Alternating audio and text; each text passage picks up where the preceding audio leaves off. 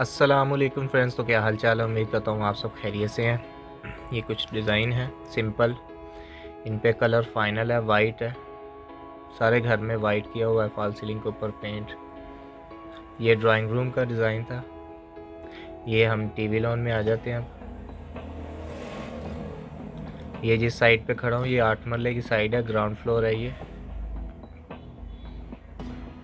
ये TV lawn का design है, सिंपल में सादा सा डिज़ाइन है और बहुत अच्छा डिज़ाइन है।